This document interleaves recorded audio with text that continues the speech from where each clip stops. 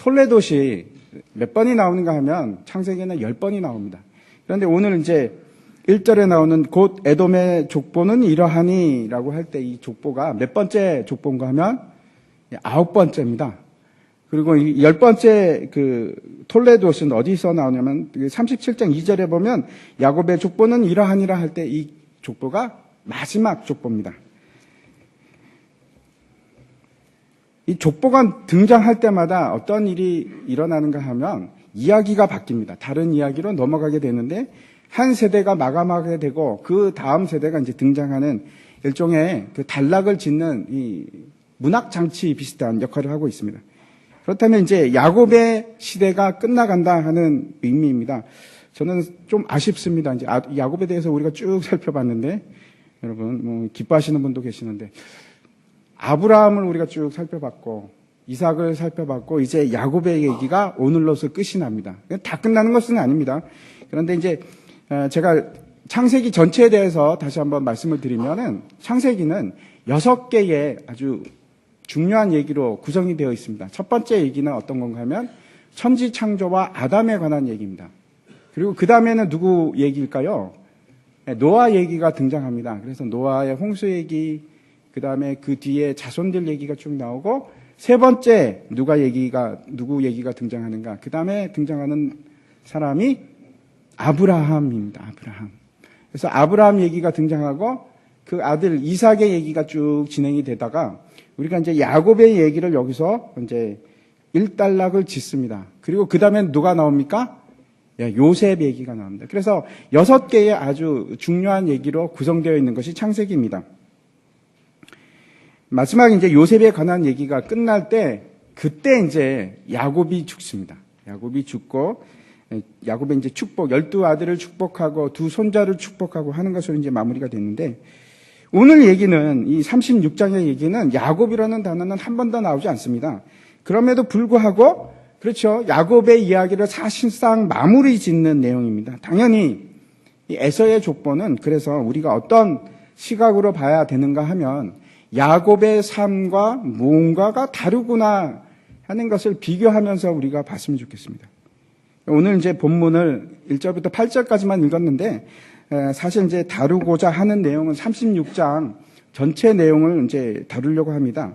그래서 잠깐 어떤 내용이 있는지 제가 말씀을 드린다면 이런 것들입니다. 첫 번째, 우리가 1절부터 8절까지 읽었던 내용은 어떤 건가 하면 에서의 아내들에 관한 얘기가 나옵니다.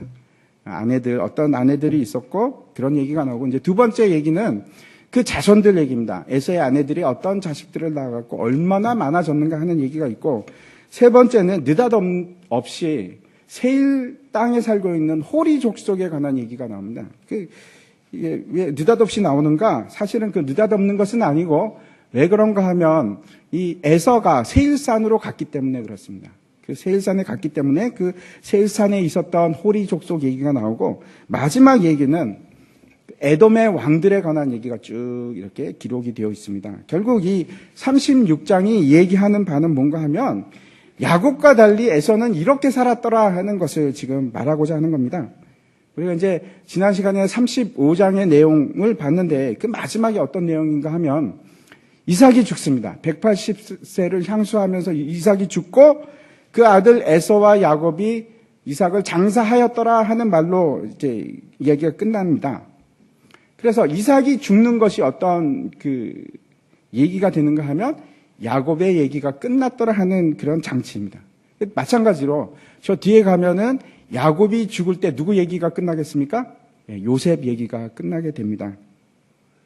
먼저 우리가 에서의 아내들에 대해서 내용을 살펴볼 텐데 1절을 한번 보겠습니다. 우리가 같이 한번 크게 한번 읽어보겠습니다. 시작. 에서 곧 에돔의 족보는 이러하니라.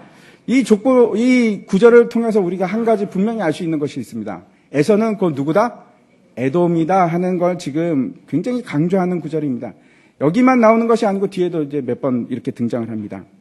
창세기 25장 23절에 보면은 야곱과 에서가 그 어머니 리브가의 뱃속에서 쌍둥이니까 둘이 그 리브가의 뱃속에 있을 때 하나님께서 주신 말씀이 바로 이 구절입니다. 제가 한번 읽어보겠습니다. 여호와께서 그에게 이르시되 두 국민이 내 태중에 있구나. 두 민족이 내 복중에서부터 나누이리라. 이 족속이 저 족속보다 강하겠고 큰 자가 어린 자를 섬기리라 하셨더라 이렇게 얘기하고 있습니다. 1절에서 에서 곧 에돔이라고 하는 말을 왜 이렇게 강조하는가 하면 결국 하나님의 말씀대로 야곱은 이스라엘 민족을 이루게 되었고 에서는 에돔 민족을 이루게 되었다 하는 것을 말씀하고 있는 겁니다. 여기서 이제 우리가 잊지 말아야 할 것이 있는데 창세기를 누가 썼습니까? 여러분 모세가 썼습니다. 그러면 그 창세기의 1차적인 독자는 누구였습니까? 이스라엘 백성들, 출애굽했던 이스라엘 백성들입니다. 그 사람들이 읽는데 에돔이 도대체 누군가, 이 사람들이 도대체 누군가 하는 것을 지금 여기서 설명하는 겁니다.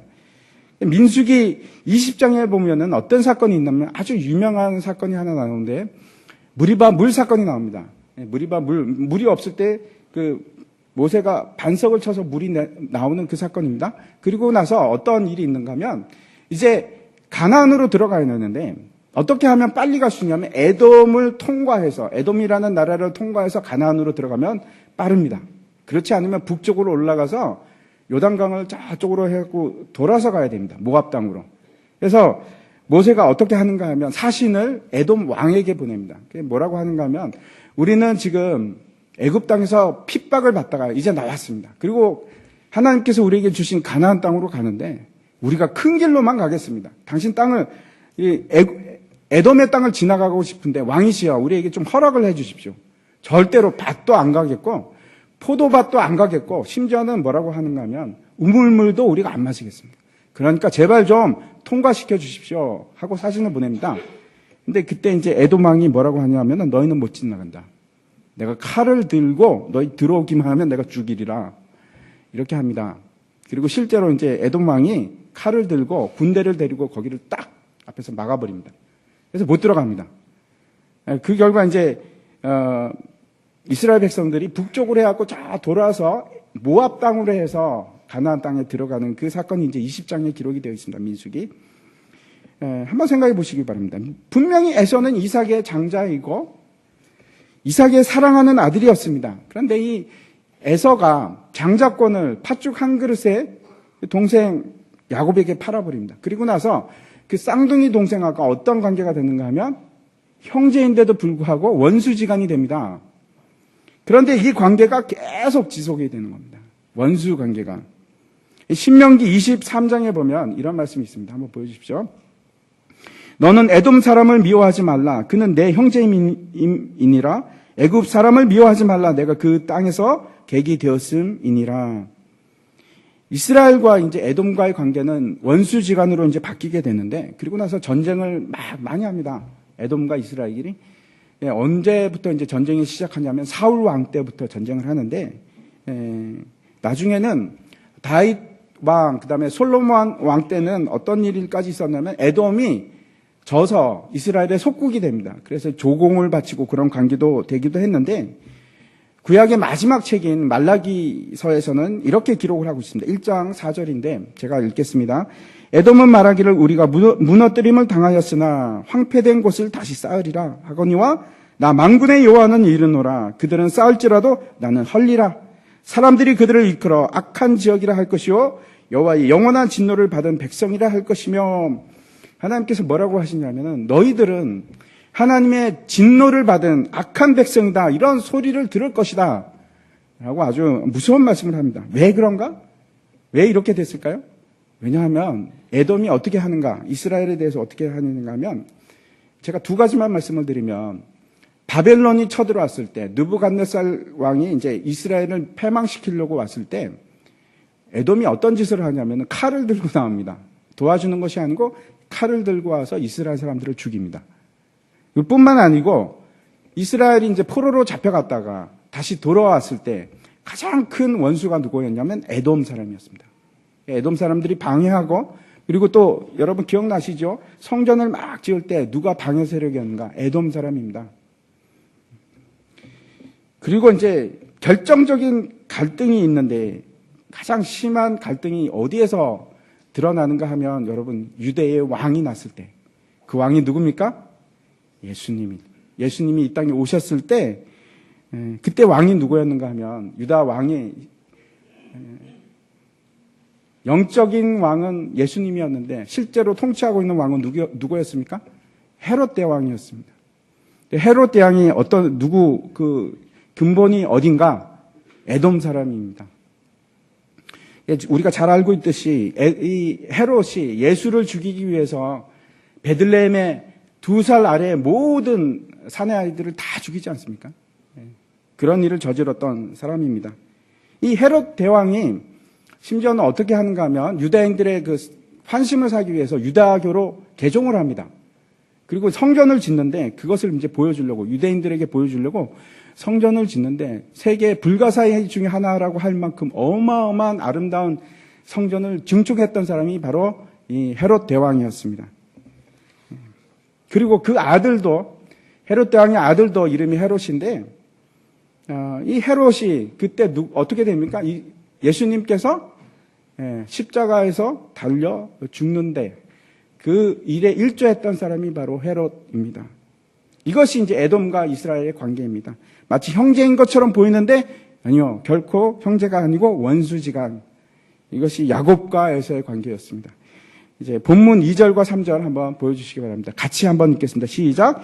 에서가 가나안 여인 중 헷 족속 엘론의 딸 아다와 히위 족속 시브온의 딸인 아나의 딸 올리바마를 자기 아내로 맞이하고 또 이스마엘의 딸 느바롯의 누이 바스맛을 맞이하였더니, 첫 번째 제가 말씀드리고 싶은 것은 한 장 넘겨주십시오.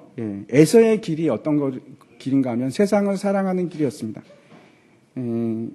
우리가 살펴보고자 하는 것은 에서의 아내가 누구와 결혼을 했는가 하는 것인데 어떤 사람들이었습니까? 가나안 여자들입니다. 이 아내들의 이름이 앞에 이제 기록과는 좀 다릅니다. 여기 나오는 것과 26장과 28장에 나오는 것이 좀 다른데 26장 한번 보여주십시오. 제가 읽어보겠습니다. 에서가 40세에 헷 족속 브에리의 딸 유딕과 헷 족속 엘론의 딸 바스맛을 아내로 맞이하였더니 그들이 이삭과 리브가의 마음에 근심이 되었더라. 이름이 좀 상이한데 그 이유는 아마도 에서가 이 사람들만 가지고 결혼한 것이 아니고 많은 여자들과 결혼을 했던 것 같습니다. 중요한 것은 이 에서가 가나안 땅의 여자들과 결혼한 겁니다. 그래서 그 부모님들이 근심합니다. 심히 근심을 합니다. 할아버지 아브라함이 누구랑 결혼했냐면 동족인 사라와 결혼했습니다. 그리고 이삭에게 아버지 아브라함이 뭐라고 하냐면은 그 엘리에셀 몸종을 불러다가 맹세를 시킵니다.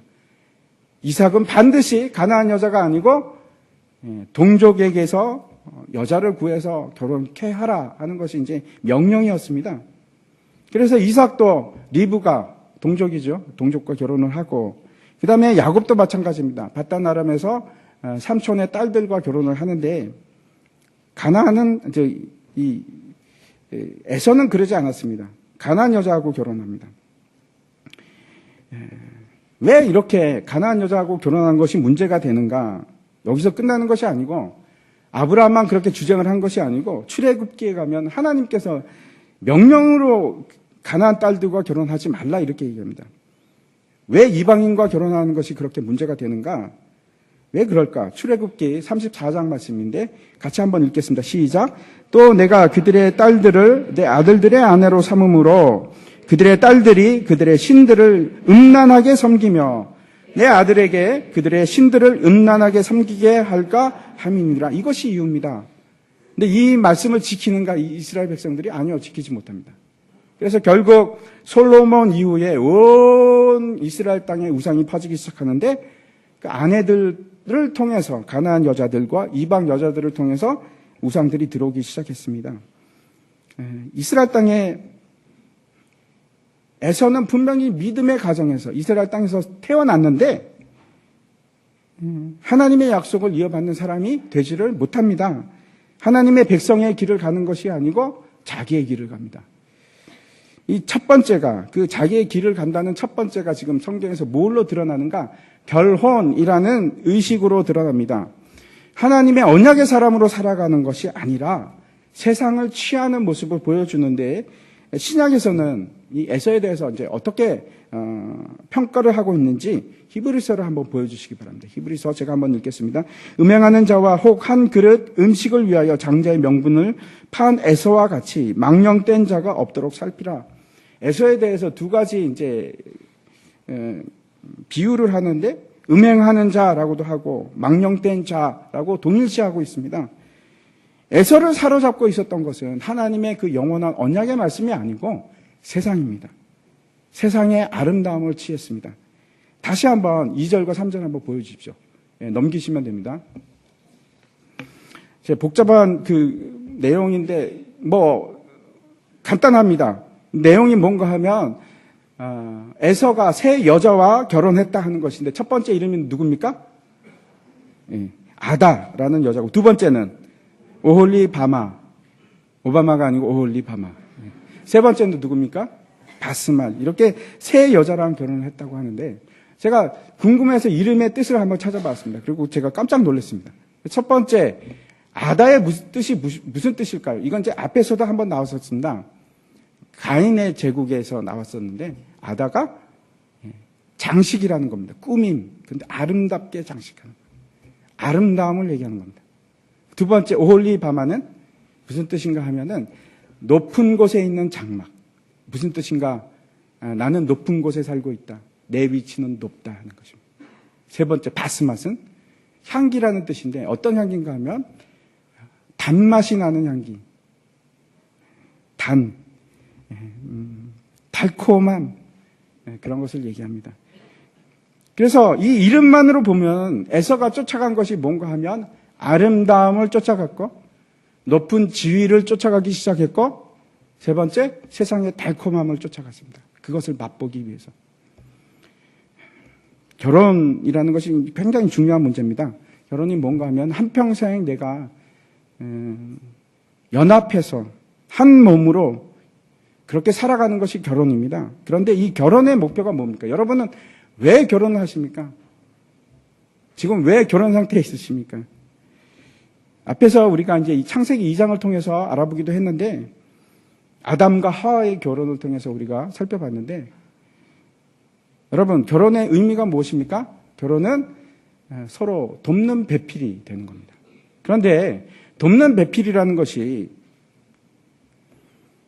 그냥 서로 집안일을 도와주고 내가 부족한 거 나는 이거 잘 못하니까 당신이 좀 도와주고 나는 이거 잘하니까 내 아내를 도와주고 이런 의미의 돕는 배필이 아닙니다. 그런 의미의 돕는 배필이 아니라 하나님께서 우리에게 결혼을 허락하신 이유는 혹시 궁금하시면 다시 한번 보시기 바랍니다. 옛날에 하나님의 말씀을 전해주고 구원을 돕는 배필입니다. 그것이 명확하게 어디에 다시 나타나는가 하면 에베소서 5장에 나타납니다. 사도 바울이 결혼에 대해서 말씀하면서 뭐라고 하냐면 이 비밀이 크도다. 나는 그리스도와 교회에 대하여 말하노라 라고 얘기합니다. 우리의 결혼이 하나님의 구원과 전혀 상관없는 그냥 가족을 만들고 내 자손을 잇고 그런 것입니까? 아닙니다. 하나님이 그 일을 위해서 우리에게 결혼을 주신 것이 아닙니다. 결혼이라는 제도를 그래서 주신 것이 아닙니다. 결혼은 우리에게 돕는 배필을 주는 것인데 그 돕는 배필을 통해서 예수 그리스도의 말씀을 쫓아가기 위해서 그래서 결혼 제도를 주신 겁니다. 여러분 지금 아내와 남편은 그런 의미에서 나에게 돕는 배필입니다. 도우셔야 합니다. 서로를 하나님의 말씀을 쫓아가는 사람이 되게 하기 위해서. 그것이 결혼의 비밀이라고 그리스도와 교회의 관계라고 사도 바울이 우리에게 얘기하고 있습니다. 그런데 에서가 택했던 것은 그 결혼의 대상이 하나님의 언약의 말씀이 아니고 예수 그리스도가 아니고 세상이었습니다. 세상의 아름다움, 세상의 높아짐, 그리고 세상의 달콤함. 제가 이 본문을 보면서 너무나 놀란 것은 성경에 이제 일종의 코드가 있습니다. 항상 등장하는 것들이 있는데 여기서도 너무나 정확하게 똑같이 등장합니다. 한번 보여주시기 바랍니다. 요한일서 2장의 말씀인데 제가 한번 읽도록 하겠습니다. 이 세상이나 세상에 있는 것들을 사랑하지 말라. 누구든지 세상을 사랑하면 아버지의 사랑이 그 안에 있지 아니하니 이는 세상에 있는 모든 것이 육신의 정욕과 안목의 정욕과 이생의 자랑이니. 세상에 있는 모든 것이 이 세 가지로 구성이 되어 있다고 합니다. 다 아버지께서로부터 온 것이 아니요 세상으로부터 온 것이라. 이 세상도 그 정욕도 지나가되 오직 하나님의 뜻을 행하는 자는 영원히 거하느니라. 육신의 정욕, 그것이 뭔가 바스맛입니다. 바스맛. 단맛. 달콤한 거. 내 욕구를 자극하는 거. 내 육신이 자극하는 것. 그리고 안목의 정욕. 그것이 아다입니다. 아다. 아름다움. 그리고 세 번째, 이생의 자랑. 그것이 뭔가 하면 올리바마. 높은 위치를 가고자 하는 마음. 그런데 이것들을 뭐라고 하면 하나님께서는 사랑하지 말라고 합니다. 이런 것들을. 만일 이런 것을 사랑하면 아주 단적으로 잘라서 말씀하시는데 그런 사람에게는 하나님의 사랑이 없다라고 얘기하시는 겁니다. 내가 여전히 세상의 높음을 사랑하고 있고 내가 여전히 세상의 아름다움을 추구하고 있고 내가 여전히 세상의 달콤함을 따라서 살고 있으면 네 속에는 하나님의 사랑이 없어. 그렇게 말씀하시는 겁니다.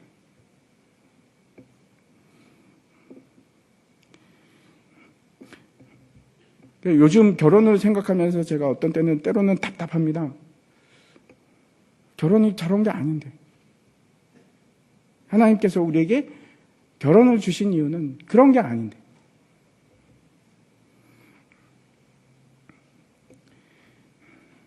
남편과 아내가 서로 돕는 배필이 되는 겁니다. 여러분 자녀들에게 그렇게 교육하시기 바랍니다. 그리고 여러분이 그렇게 사시길 바랍니다. 남편을 도우십시오. 아내를 도우십시오. 어떻게? 하나님의 백성으로 세워지기 위해서 도우셔야 합니다. 그게 결혼의 목적입니다.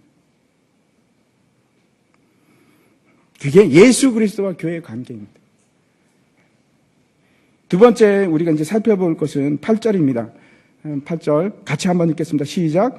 이에 에서 곧 에돔이 세일산에 거주하니라. 왜 에돔이 세일산에 거주하게 되었을까요? 그 이유가 6절과 7절에 나옵니다. 한번 보여주십시오. 다시 우리가 6절과 7절 한번 성경을 통해서 제가 한번 읽겠습니다. 에서가 자기 아내들과 자기 자녀들과 자기 집에 모든 사람과 자기의 가축과 자기의 모든 짐승과 자기가 가나안 땅에서 모은 모든 재물을 이끌고 그의 동생 야곱을 떠나 다른 곳으로 갔으니 두 사람의 소유가 풍부하여 함께 거주할 수 없음이로라. 그들이 거주하는 땅이 그들의 가축으로 말미암아 그들을 용납할 수 없었더라라고 기록하고 있습니다. 왜 에서가 세일산으로 갈 수밖에 없었는가? 뭐라고 합니까? 소유가 너무 풍부해서. 그 세일산이라는 곳이 어떤 곳인가 하면 산만을 의미하는 것이 아니고 그 지역 전체를 얘기합니다. 그 에서가 결국 그곳에 가서 이제 한 나라를 이루게 되는데 재미있는 것은 뒤에 보면은 마치 야곱이 12지파를 형성했던 것과 같이 에서도 12부족이 생겨납니다. 그 뒤에 쭉 이렇게 세어보면 12부족입니다. 그리고 이제 한 나라를 만드는 겁니다. PPT 한번 보여주시기 바랍니다. 그 그림 한번 보여주십시오. 그림. 저기 혹시 가보셨는지 모르겠는데 저기가 어딘가 하면 페트라입니다. 요르단에 있습니다.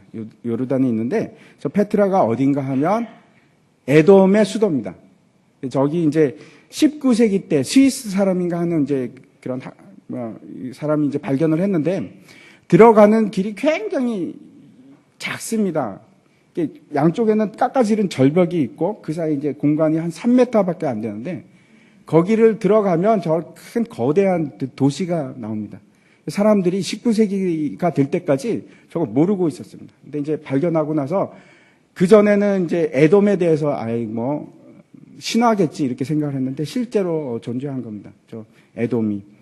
그런데 저 에돔을 한번 보십시오. 저기는 천하의 요새입니다. 아무도 건들 수 없다 할 정도로 막강한 곳인데 오바댜서에 보면은 에돔에 대해서 이렇게 이제 기록을 합니다. 바위 틈에 거주하며 높은 곳에 사는 자여 교만이 너를 속였도다. 왜 그런가 하면 저기는 누군가 쳐들어올 수 있는 곳이 아닙니다. 그런 교만이 에돔에게 있었습니다. 아무튼 이 36장에 나오는 이름들은 야곱의 족보와 비교를 해보면은 금방 알 수 있는 것이, 참 번창했구나. 그 첫 번째, 소유가 풍부했습니다. 그래서 갈라질 수밖에 없을 정도로. 왜 그러면 세일 쪽으로 갔는가? 아마 이제 제 생각에는 그 에서가 사냥을 좋아하는 사람이었기 때문에 들판으로 간 것이 아니고 산으로 갔던 것 같습니다.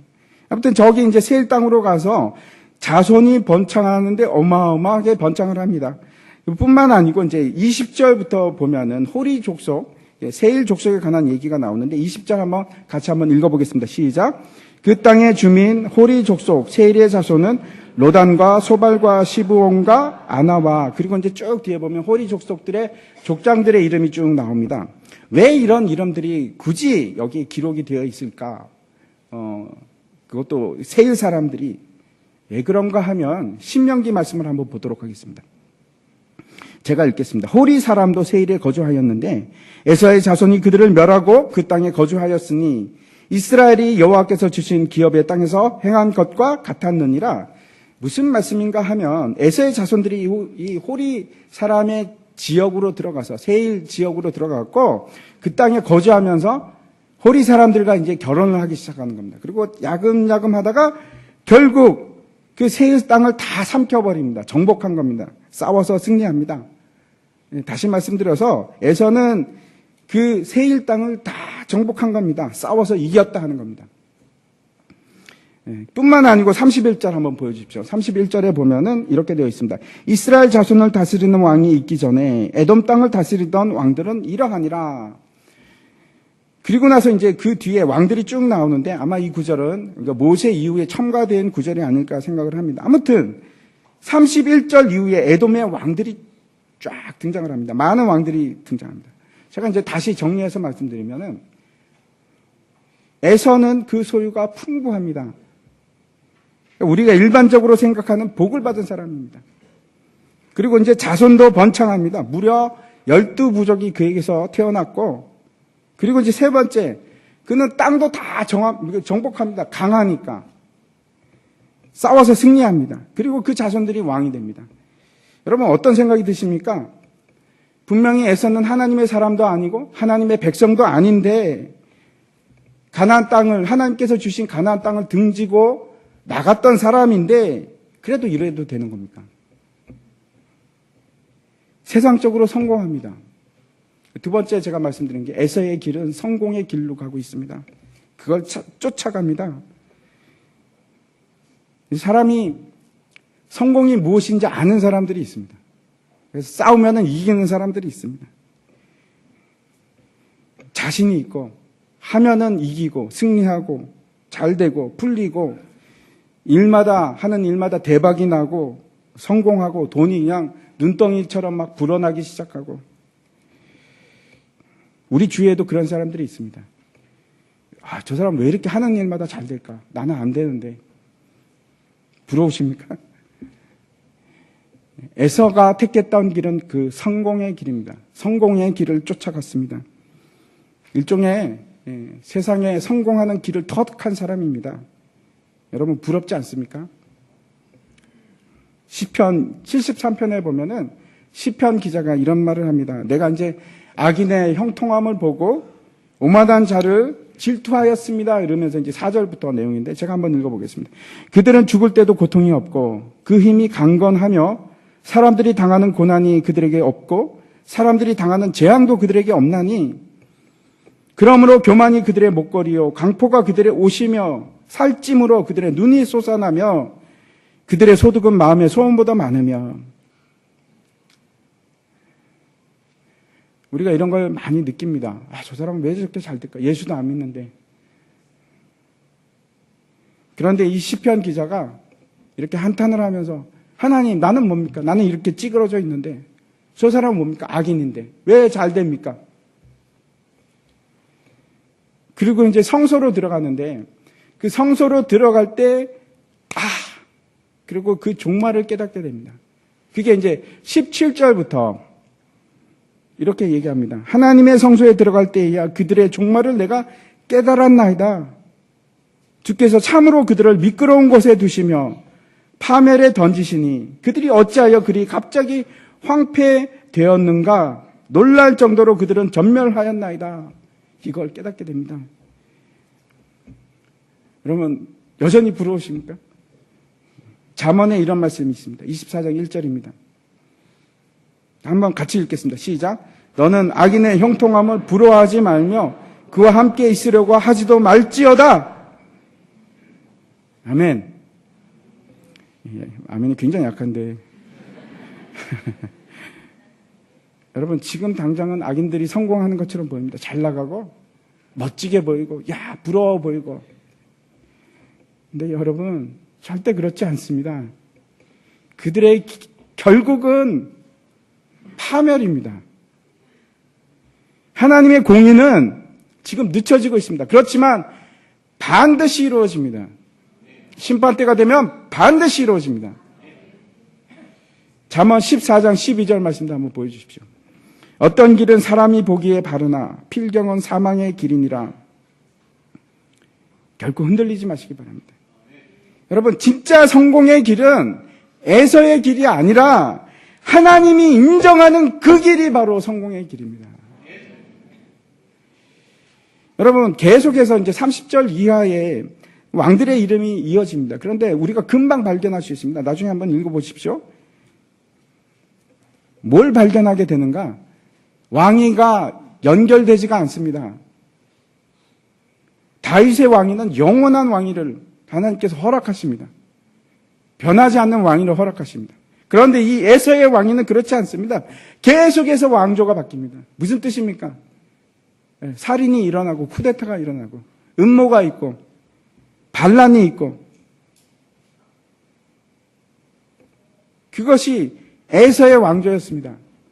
여러분 마치 모든 것이 좋아 보이지만 그렇지 않습니다. 그 속에 근심이 있고 싸움이 있고 치기가 있고 질투가 있고 속임이 있고 끊이지 않습니다. 약육 강식의 정글과 같은 그런 곳이 세상입니다. 여러분 다시 한번 말씀드립니다. 그곳에서 성공하는 그것이 진짜 성공이 아니고 진짜 성공은 하나님께 인정을 받는 것이 진짜 성공입니다. 마지막 세 번째 에서의 길을 제가 말씀드리려고 합니다. 한번 보여주시기 바랍니다. 세 번째 반역의 길입니다. 12절 말씀인데 같이 한번 읽겠습니다. 같이 읽겠습니다. 시작. 에서의 아들 엘리바스의 첩 딥나는 아멜렉을 엘리바스에게 낳았으니 이들은 에서의 아내 아다의 자손이며. 여기 아주 중요한 이름이 하나 등장하는데 여러분 발견하셨습니까? 아멜렉이라는 이름이 등장합니다. 이 아멜렉은 너무나 중요한 족속인데 이스라엘의 철천지 원수입니다. 이제 언제부터 이게 등장하는가 하면 출애굽기 때 뒤에는 애굽의 군대가 막 쫓아올 때입니다. 그런데 이제 앞에 아멜렉이 등장을 합니다. 그리고 이 아멜렉이 기습을 하는데 뒤에서 뒤떨어져 나오는 그 이스라엘 백성들을 죽이기 시작합니다. 전쟁을 하는 장면이 나옵니다. 출애굽기 17장에 나오는데 여러분 기억하시죠? 모세가 손을 들고 기도하기 시작하면은 이스라엘이 이기기 시작하고 힘들어서 손이 떨어지기 시작하면 아멜렉이 승리하기 시작하고 영적인 전쟁입니다. 마지막에 그 대표적인 인물이 성경에 나오는 사람이 누군가 기억하십니까? 하만. 에스더가 페르시아에서 왕비로 있을 때 하만이 유다 사람들을 완전히 전멸시키려는 그런 계획을 세웁니다. 그때 이제 에스더가 죽으면 죽으리다 그러고 이제 왕에게 나가지 않습니까? 그 사건을 했던 사람이 바로 하만, 아멜렉 사람입니다. 근데 그 아멜렉의 시초가 어디서부터 시작되었는가? 에돔으로부터 시작합니다. 에서로부터 시작합니다. 그 에돔 사람은 지금은 완전히 다 사라졌을까요? 에돔이라는 나라는 지금 없어졌습니다. 지금은 요르단입니다. 그 나라가 요르단입니다. 그러면 에돔은 완전히 사라지고 멸절되고 없어졌을까요? 그렇지 않습니다. 성경이 그렇지 않다고 말씀합니다. 한번 다니엘서 11장 41절 보여주시기 바랍니다. 제가 읽어보겠습니다. 그가 또 영화로운 땅에 들어갈 것이요 많은 나라를 패망하게 할 것이나 오직 에돔과 모압과 암몬 자손의 지도자들은 그의 손에서 벗어나리라. 이렇게 말씀하시는데 여전히 영적인 에돔은 지금도 살아 있습니다. 이 말씀은 다니엘서 말씀은 마지막 때에 대해서 말씀을 하시는데 이 에돔을 언급하고 있습니다. 그리고 이제 또 미가서를 한번 보도록 하겠습니다. 미가서에서 이렇게 말씀하십니다. 미가서 2장 12절과 13절인데 야곱아 내가 반드시 너희 무리를 다 모으며 내가 반드시 이스라엘의 남은 자를 모으고 그들을 한 처소에 두기를 보스라의 양떼같이 하며 초장의 양떼같이 하리니 사람들이 크게 떠들 것이며 길을 여는 자가 그들 앞에 올라가고 그들은 길을 열어 성문에 이르러서는 그리로 나갈 것이며 그들의 왕이 앞서가며 여호와께서는 선두로 가시리라 하시니라. 이 말씀이 무슨 뜻인가 하면 이 보스라를 주의해서 보시기 바랍니다. 12절에 있는 보스라가 어딘가 하면 에돔에 있는 곳입니다. 그런데 푸른 초장이 있는 겁니다. 양우리라고도 하는데 그 초장이 있는 보스라에 누구를 두시는가, 누가 있는가 하면 하나님의 백성들이 있습니다. 에돔 땅 가운데 하나님의 백성들이 마치 포위를 당한 것처럼 그렇게 되어 있습니다. 그런데 하나님께서 뭐라고 하시냐면 내가 반드시 그들을 취해서 구원하시겠다는 말씀을 저렇게 미가서를 통해서 우리에게 말씀하시는 겁니다. 에돔이 완전히 사라졌는가? 아니요. 지금도 우리가 수도 없이 보고 있습니다. 제가 앞에 처음에 말씀하셨던 걸 기억하시기 바랍니다. 에돔은 형제이자 원수. 제가 왜 이 말씀을 드리냐면은 에서와 야곱의 관계와 같이 에돔은 교회 밖을 얘기하는 것이 아닙니다. 하나님의 사람들 안에 있는 걸 얘기합니다. 그런데 그 중에 여전히 세상의 아름다움을 취하려고 하는 사람들이 있고 그 중에 여전히 세상의 달콤함을 취하려고 하는 사람들이 있고 그 중에 여전히 높은 지위를 갈구하는 사람들이 있고 그 중에 여전히 세상의 번영을 꿈꾸고 승리하고자 하는 사람들이 있는 겁니다. 근데 그 길은 제가 분명히 말씀드립니다. 그 길은 사망의 길입니다. 생명의 길이 아니고 사망의 길입니다. 세상의 길, 에서의 길, 탐욕을 따라가는 길, 성공을 따라가는 길. 다시 말씀드립니다. 그거는 하나님께 반역의 길입니다. 여러분 어디에 무슨 길을 택하시겠습니까? 야곱의 길을 택하시겠습니까? 아니면 에서의 길을 택하시겠습니까?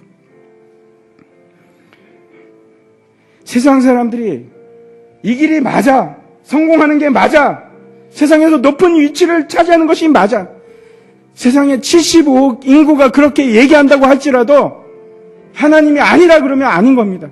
성경에서 그렇게 말씀하고 있습니다, 여러분. 이 길이 맞습니다. 에서의 길이 맞는 것이 아니고 이쪽 길을 택하십시오. 야곱은 그가 나중에 바로 앞에서 그런 말을 합니다. 내가 나그네의 삶을 살았고 험악한 삶을 살았나이다. 험악할 수 있습니다. 성공의 길이 아닐 수 있습니다.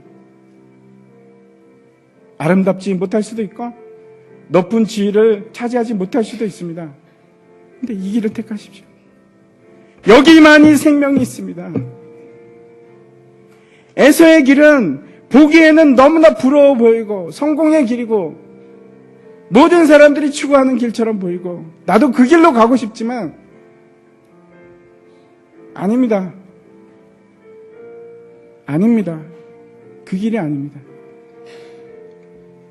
경계하고 주의하시기 바랍니다. 교회 안에도 에서가 얼마나 많은지 모릅니다. 교회 안에도 에서의 길이 옳다고 가는 사람들이 있습니다. 제가 다시 한번 경고드립니다. 그 길로 가지 마십시오. 죽습니다. 반드시 죽습니다. 하나님의 말씀을 의지하십시오. 하나님의 약속을 의지하십시오. 여러분 두렵죠? 모든 사람들이 다 이 길로 가는데 나만 왜 이 길로 가면 안 돼? 두려워하지 마십시오. 이 길이 맞습니다. 하나님께서 함께 하신다고 분명히 약속해 주십니다. 절대로 여러분은 그냥 두지 않습니다. 이 길을 가지 않아도 하나님께서 여러분을 입히시고 먹이시고 살리시고 여러분이 낮아질 때 하나님께서 반드시 여러분을 높이 영광스럽게 만드실 겁니다. 그 길로 가십시오. 그 길로. 그 길만이 생명의 길입니다. 그 길만이 생명의 길.